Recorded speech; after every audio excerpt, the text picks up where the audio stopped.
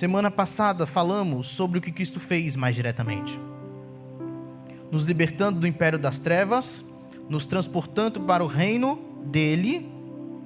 Fez isso por meio da redenção, remissão de pecados.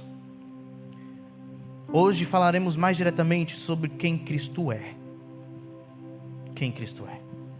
Por isso Paulo cita um hino, um poema, provavelmente já conhecido por aquela igreja. E ao lermos, mesmo que seja um belo hino, a forma de escrever é simples que Paulo usa. E é fascinante isso. Parte do crescimento como cristão é aprender a ter prazer no modo como a verdade de Deus é manifestada com beleza.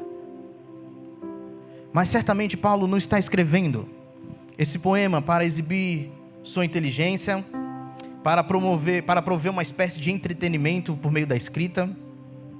Ele cita para falar aos colossenses algo que eles precisavam muito saber, e todos precisamos saber. Acima de tudo, se quisermos crescer em nossas vidas no Evangelho, crescer em sabedoria, poder, paciência e gratidão, o que precisamos conhecer é a centralidade e a supremacia de Jesus Cristo. O nosso tema aí aparecendo, o tema da carta. Quanto mais aprendemos sobre Jesus Cristo, mais compreendemos quem Deus é e o que tem feito. E consequentemente, mais aprendemos sobre quem somos e o que significa viver nele e para ele. Boa parte da continuação dessa carta é uma exploração do significado de termos que a gente vai encontrar no poema.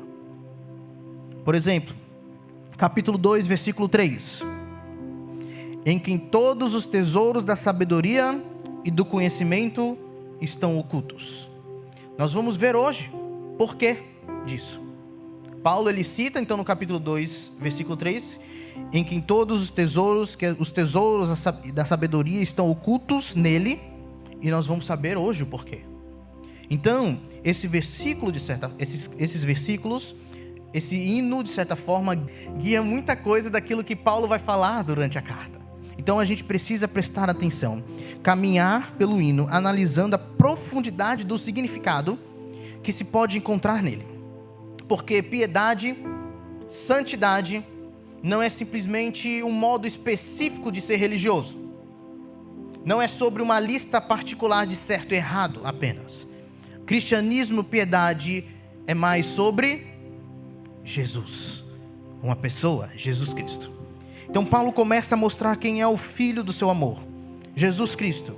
E o Cristo que foi morto como criminoso por Roma, pelos judeus, é descrito como divino e glorioso. Vamos ler? Versículos 15 a 20 do capítulo 1.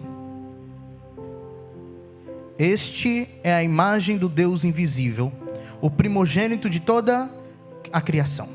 Pois nele foram criadas todas as coisas, nos céus e sobre a terra, as visíveis e as invisíveis, sejam tronos, sejam soberanias, quer principados, quer potestades. Tudo foi criado por meio dele e para ele. Ele é antes de todas as coisas, nele tudo subsiste. Ele é a cabeça do corpo da igreja. Ele é o princípio, o primogênito de entre os mortos, para em todas as coisas ter a primazia. Porque aprove a Deus que nele residisse toda a plenitude, e que, havendo feito a paz pelo sangue da sua cruz, por meio dele, reconciliasse consigo mesmo todas as coisas, quer sobre a terra, quer nos céus. Então, Paulo, ele vai falar sobre Jesus Cristo. Se quisermos saber quem Cristo é, precisamos perceber três coisas, três verdades em particular sobre ele. A primeira é que Cristo é identificado por sua relação com Deus. Cristo é identificado por sua relação com Deus. Versículo 15. Este é a imagem do Deus invisível. Então, quando Paulo coloca isso, é uma espécie de Paulo falando, olhando para Jesus que descobrimos quem Deus é. Ele é a imagem do Deus invisível. Ninguém jamais viu a Deus, mas em Jesus ele vem até nós e se torna um de nós. Ele abraça a fragilidade da humanidade. Então aqui o principal ensino é a igualdade com Deus. Cristo, como imagem, representa e expressa tudo aquilo que o Pai é. Ele revela em si mesmo todo o caráter e a beleza do Pai, porque Ele tem tudo o que o Pai tem, e Ele é tudo o que o Pai é. Como nos diz o autor do livro de Hebreus, Cristo é a exata expressão do ser de Deus. Meus irmãos, podemos destacar uma verdade aqui que aquece nosso coração. Quanto mais olhamos para Jesus, mais percebemos que o verdadeiro Deus é o Deus do mais profundo amor, doador. Não é isso que Jesus veio fazer? Como que Cristo se torna a imagem do Deus invisível? Porque Ele veio doar. Ele veio amar. Isso envolve a sua encarnação. Isso envolve a sua obediência. Isso envolve a sua morte e a sua ressurreição, sua ascensão. Isso envolve aquilo que Ele está fazendo agora, está sentado à destra de Deus. Isso envolve aquilo que Ele vai fazer. Quando a gente olha para Jesus Cristo, nós percebemos que o verdadeiro Deus é o Deus do mais profundo amor doador. Deus é suficiente em si mesmo, mas Ele escolheu transbordar quem Ele é. Isso começa na criação. A criação é uma decisão que Deus tomou. Deus se tornou criador porque Ele quis, porque Ele transbordou esse amor dEle. E Ele continua a transbordar durante toda a história dessa criação. Por que Ele não para de transbordar amor? Porque Ele é amor. Porque Ele é amor. Então essa verdade deve aquecer o nosso coração. É por isso que o poema vem logo após a oração de Paulo, para que aprendamos a ser gratos a Deus. Porque quando percebemos que Jesus revela quem Deus é, gratidão é a primeira reação e a mais apropriada aqui para a gente. Quando a gente olha para Jesus e a gente vê o Deus invisível em Jesus, e a gente percebe quem Deus é por meio de Jesus, nós temos que nos prostrar. Nós temos que agradecer a Ele. Este é a imagem do Deus invisível. É interessante porque aqui Paulo ataca diretamente a heresia que estava rodeando a igreja lá. A heresia afirmava que tudo aquilo que é material, físico, corporal, é inferior. E tudo aquilo que é invisível, imaterial ou espiritual é superior. Por causa desta heresia, muitos rebaixavam Cristo. Muitos. Porque Ele tinha corpo. Então Paulo escreve na carta algumas vezes sobre sangue, o corpo, imagem. Por quê? Exatamente para mostrar que Ele é representação visível do Deus invisível. Então nós vemos aqui que para conhecermos quem Cristo é, precisamos saber da relação de Cristo com Deus. Cristo é Deus. Ele é a imagem do Deus invisível. Cristo é identificado por sua relação com Deus, porque Ele é Deus. Aqui a gente pode lembrar também de João, o Evangelho de João capítulo 1, versículo 1. No princípio era o Verbo, e o Verbo estava com Deus, e o Verbo era Deus. Tudo foi feito por meio dele, e sem Ele nada do que foi feito se fez. Ele veio até este mundo. A luz veio para nós. Ele veio para o que eram os seus, mas os seus não o receberam. O mundo não quis saber dele, nem os seus. Mas quem são os verdadeiros seus?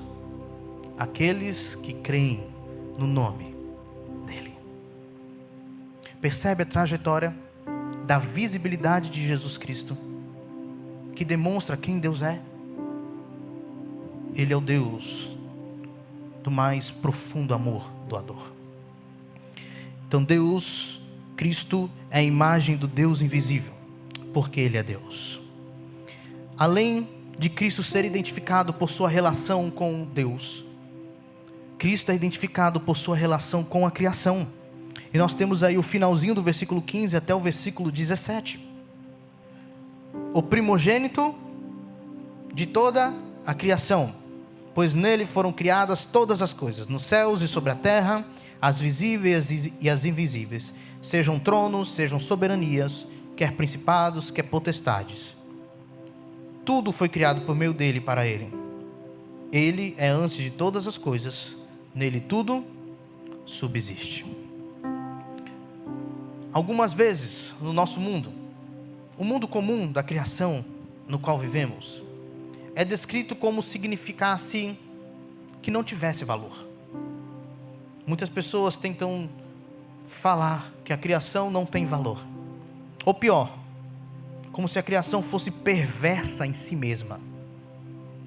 Parecendo até que a criação foi feita por alguém que é mau, maléfico, ou até mesmo que como se fosse obra de Satanás, do inimigo. Outras vezes, algumas pessoas, ao reconhecerem que isso não pode ser verdade, de que a criação é só coisa ruim, têm tentado dizer que o mal não é importante. Ou até exagerando, alguns dizem que a maldade, a dor e o sofrimento não existem realmente. São extremos. Um para o lado negativo e um para o lado positivo. Qual que é o nosso papel? Nosso papel é a verdade. O equilíbrio entre os extremos. A criação é cheia de beleza, cheia de poder, cheia de doçura, cheia de amor, assim como é cheia de dor, amargura e maldade. Esse hino nos ajuda no equilíbrio, porque ele diz: Jesus Cristo é aquele por meio de quem e para quem toda a criação foi feita em primeiro lugar. Tudo foi ideia e obra de Cristo. A criação é maravilhosa, poderosa e agradável porque Cristo fez desse modo.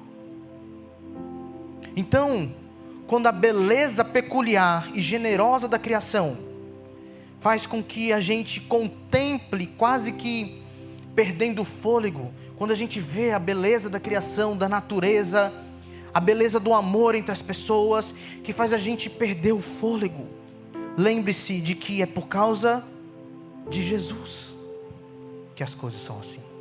Aquele que nos redimiu e a quem estamos unidos. Percebe a potência que é para a nossa vida com Deus?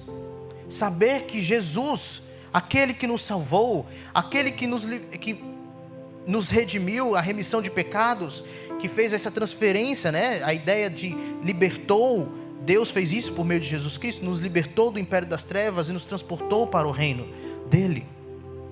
Esse é Criador. Ele que fez a criação. Ele que fez eu e você.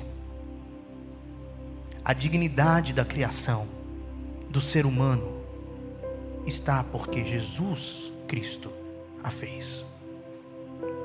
Alguns podem olhar e ao ler primogênito, pensar que Jesus foi criado. A gente tem tem algumas seitas que dizem isso, como por exemplo os TJs. Eles vão usar esse versículo para falar que Jesus não é Deus, ou pelo menos não é um Deus como Deus Pai, é um Deus menor, eles falam, porque ele foi criado, por causa do primogênito. Mas eles não entenderam o sentido de primogênito. Não entenderam. Na Bíblia, primogênito não significa necessariamente aquele que nasceu primeiro. mas aquele que tem autoridade sobre a casa, aquele que tem o direito de governar e de herdar tudo o que é do seu pai.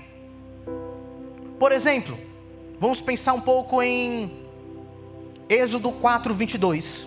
Deus chama Israel de seu primogênito. Israel existia desde o começo da criação? Não. Israel foi o primeiro povo? Não. Não foi. Mas ele é chamado de primogênito. Por quê? Israel possui a herança por direito. Possui direito de manifestar e transbordar a imagem e semelhança de Deus. Como a gente vê que isso se espalha para todas as nações na igreja. Mas primogênito não significa nascido, criado. Primogênito significa que ele tem como a gente vai ver depois, a primazia. Ele é governador, ele é o herdeiro por direito de tudo aquilo que pertence ao Pai. Da mesma forma, quando esse texto de Colossenses chama Jesus de primogênito, não está falando da sua origem, pois Jesus não tem origem, ele é eterno. O texto está simplesmente falando da sua autoridade. Ele é o rei da criação, ele é o herdeiro por direito, que compartilha conosco a sua herança. Lembra no versículo 12? Dando graças ao Pai que vos fez idôneos à parte que vos cabe da herança dos santos na luz. Que herança é essa? A herança que nós participamos quando fomos unidos a Cristo, da herança de Jesus. O próprio texto nos fornece a explicação do porquê Jesus é o primogênito da criação. O que significa ser primogênito da criação? Então no versículo 16, ele vai falar aqui pra gente: pois nele foram criadas todas as coisas, no céu e sobre a terra, as visíveis e invisíveis, sejam tronos, sejam soberanias, quer principados, quer potestades. Isso aí mostra pra gente que ele é o centro de todas as coisas. Tudo foi criado nele. E aqui o foco é na palavra nele. Tem um grande peso pra gente. Nele significa por causa dele, tendo ele como referência, tendo seu poder como fonte, tendo sua vontade como base, tendo sua presença como vida e o sentido da criação. Paulo faz questão de falar de todas as coisas foram criadas nele. Tudo, quer no céu, quer na terra, todas as coisas, e ele tenta fazer uma separação aqui para englobar todas as coisas. A pergunta que fica é: qual a nossa resposta ao saber disso? Para começar, nós vamos valorizar a criação. Nela a beleza de Cristo foi exposta. Ela gira em torno de Cristo e por isso ela é boa. Ela tem um DNA do Criador. Não vamos destruir o que Deus criou.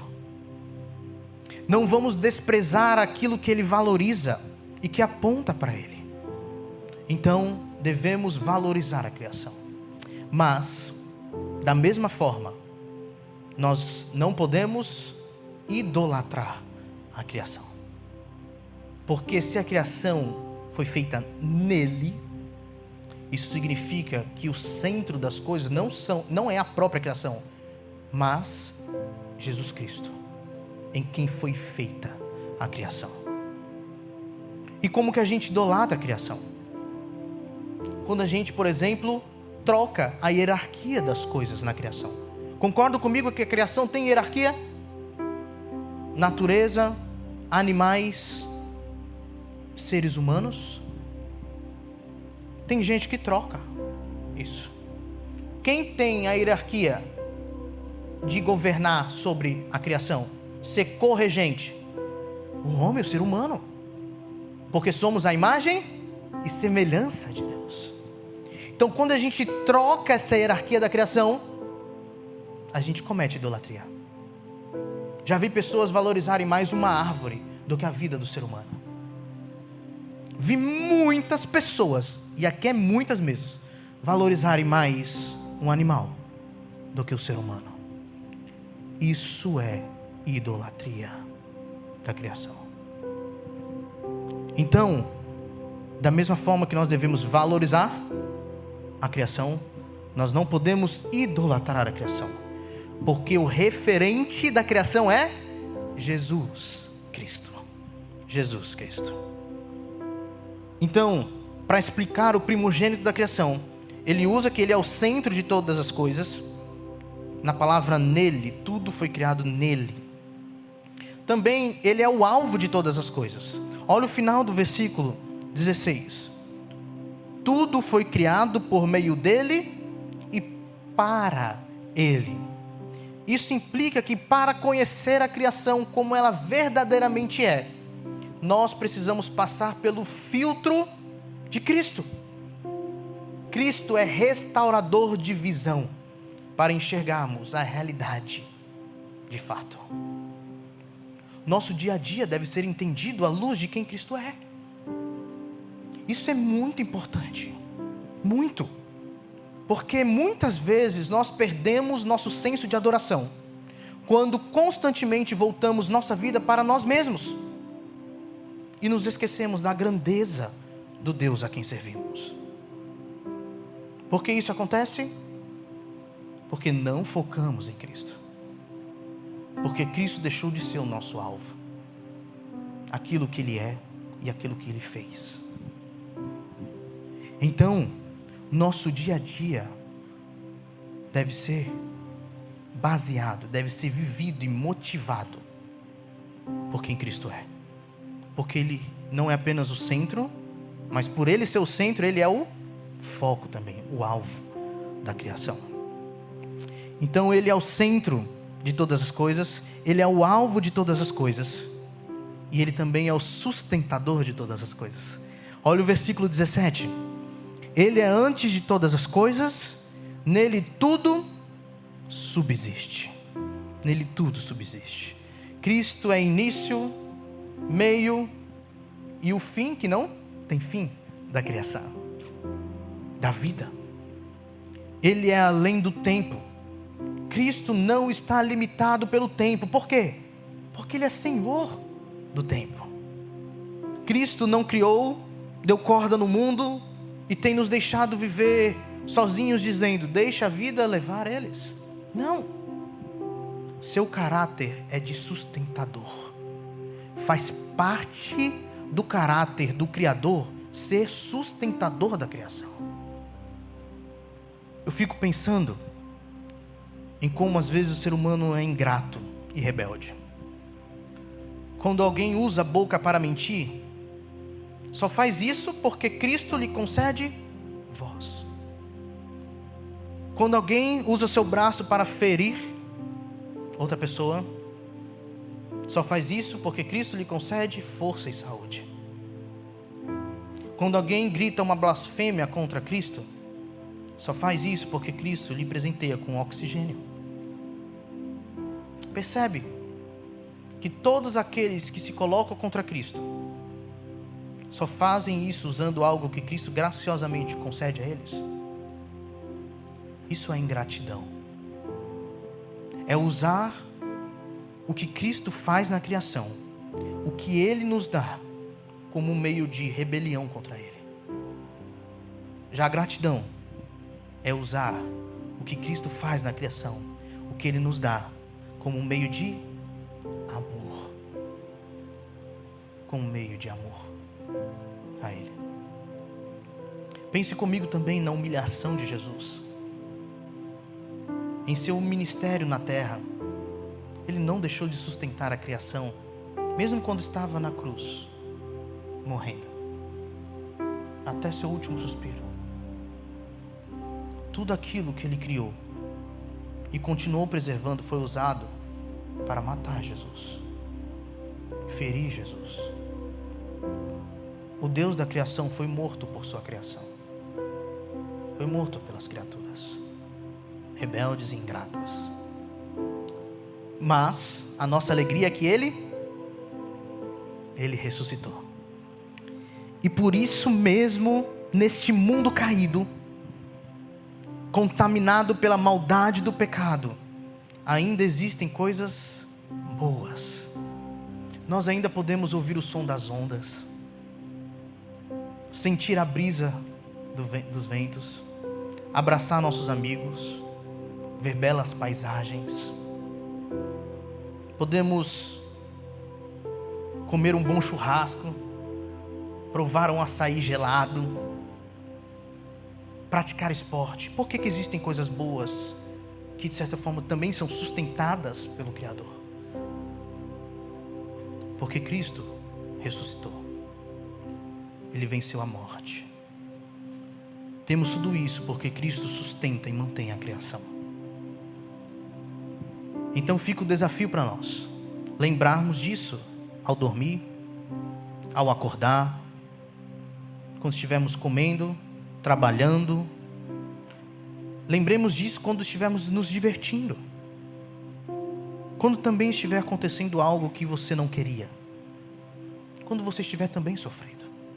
Lembre-se sempre, a todo instante, Cristo é sustentador.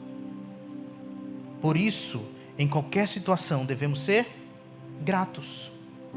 Devemos usar aquilo que Ele nos deu.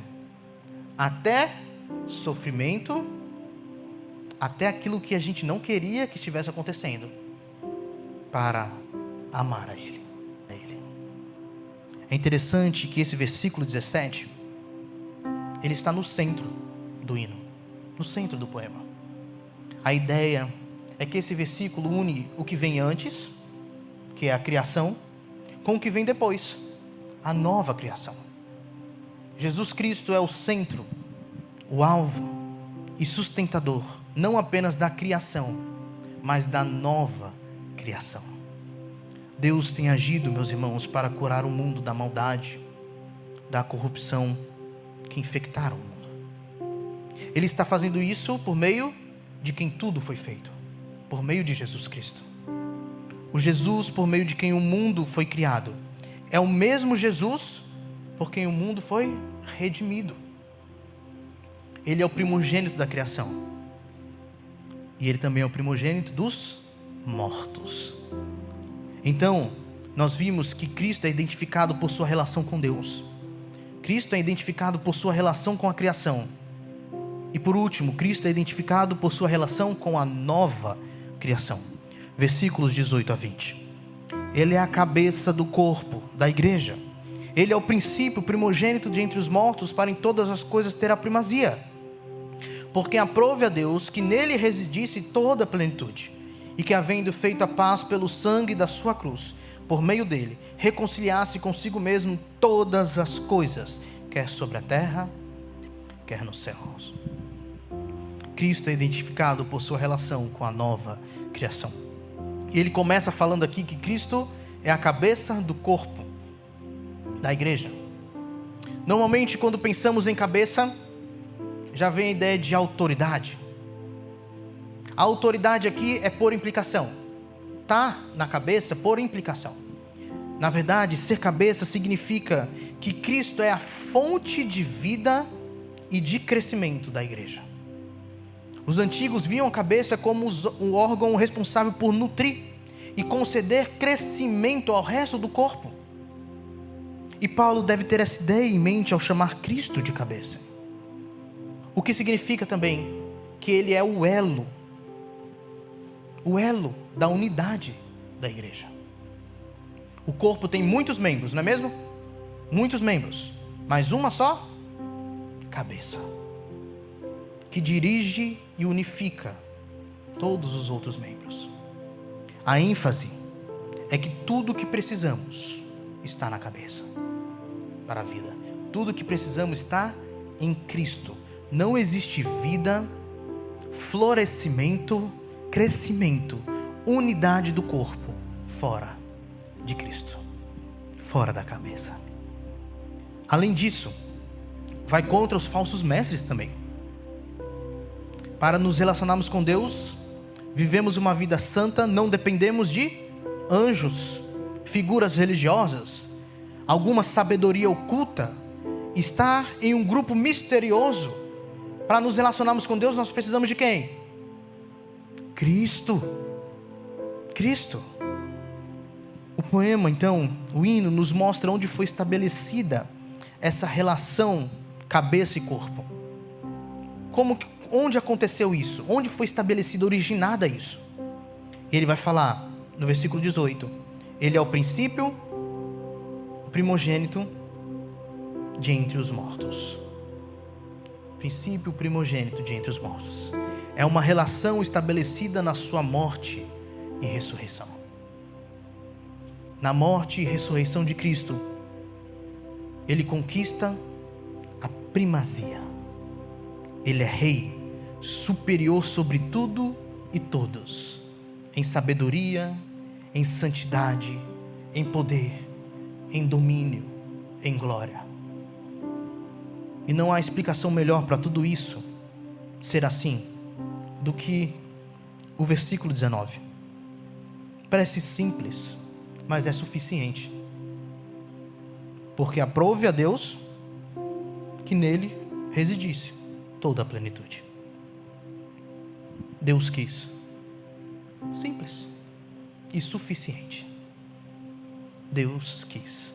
A vontade de Deus foi essa: de que todas as coisas encontrassem seu significado em Jesus Cristo. Todo o plano, criação e providência encontram seu significado em Cristo. Toda a glória de Deus habita em Cristo. E é interessante, onde Cristo concretizou essa plenitude? Na cruz. Na plenitude dos tempos. Na cruz. A cruz era tida como a morte mais humilhante que existia. O que para eles era humilhação, para nós e para Cristo, para Deus é exaltação. É necessário que o Filho do Homem fosse exaltado, levantado. Era necessário isso. E ele foi exaltado, levantado, exatamente na sua morte e na ressurreição. Qual o resultado disso? Qual é o resultado da obra da cruz? Ele diz: havendo feito a paz pelo sangue da sua cruz, no versículo 20, por meio dele reconciliar-se consigo mesmo todas as coisas, quer sobre a terra, quer nos céus. Além de ser primogênito de entre os mortos, além de residir nele toda a plenitude, ele é a cabeça da igreja, porque reconciliou em si todas as coisas no céu e na terra. Volta um pouquinho para o versículo 16. Lá diz o quê? Que todas as coisas foram criadas por ele nos céus e sobre a terra.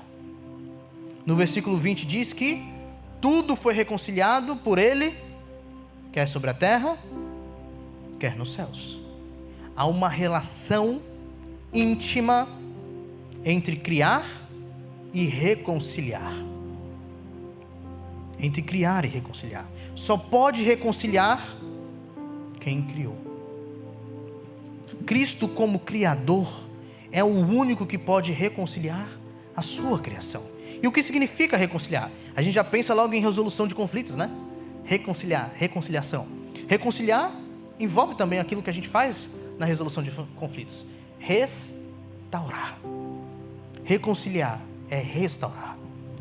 Toda a criação foi afetada pelo pecado.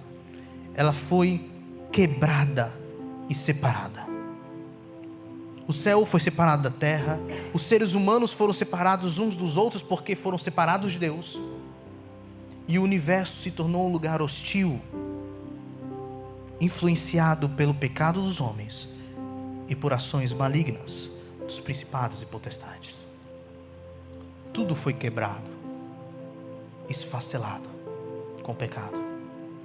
A criação é como um vaso de planta que foi jogado no chão e ficou em pedaços. Mas Cristo é aquele que restaura o vaso. Ele junta os cacos quebrados e faz deles novamente um vaso bonito, uniforme.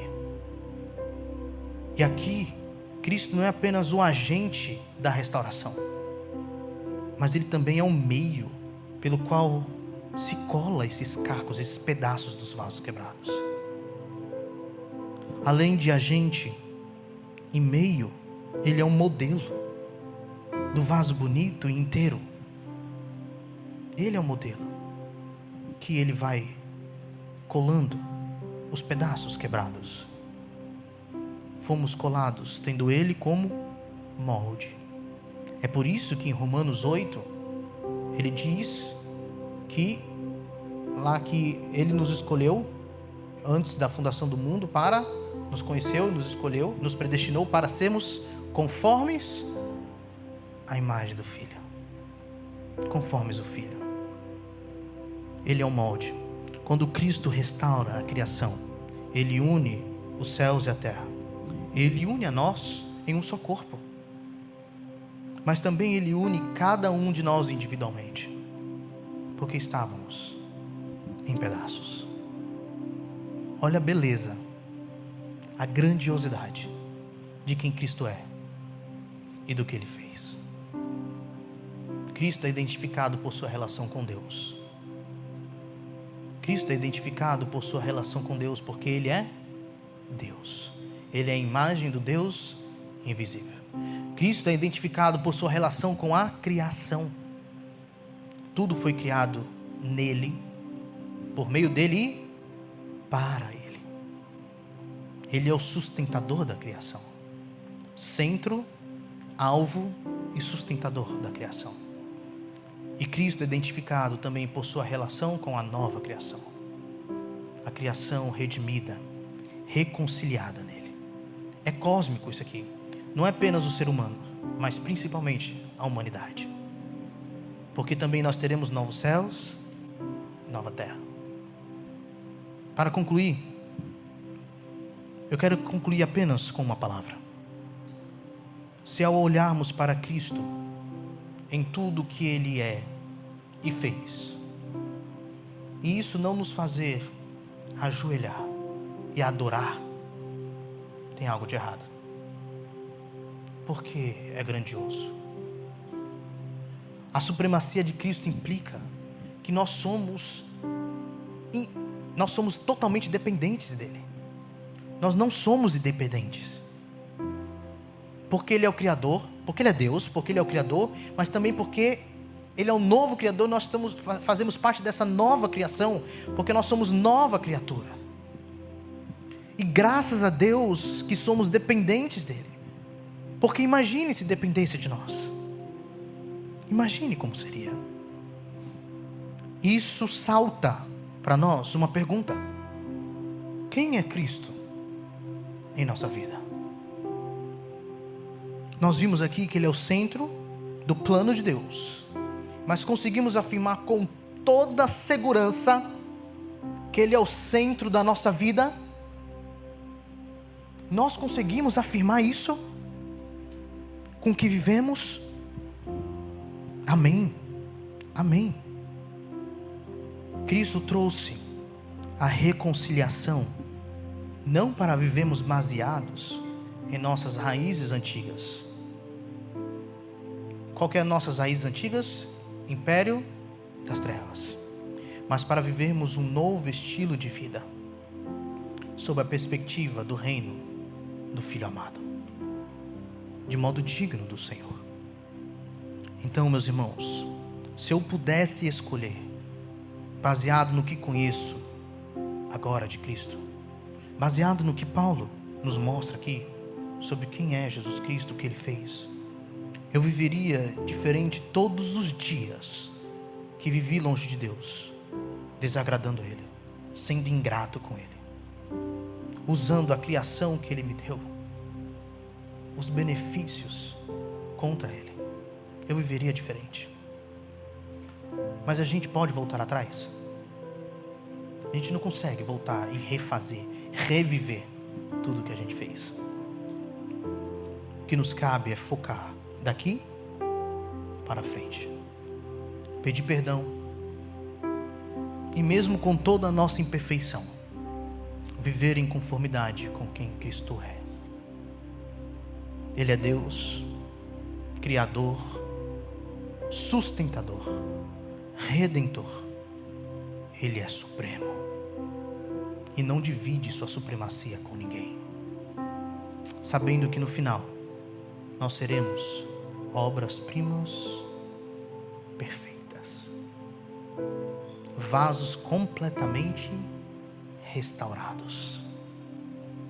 Até lá, vamos caminhando, nos adaptando ao terreno do reino dele, transbordando gratidão em tudo o que fazemos. Lembra o que é gratidão? É usar o que ele nos deu para amar. Para amar. Amém?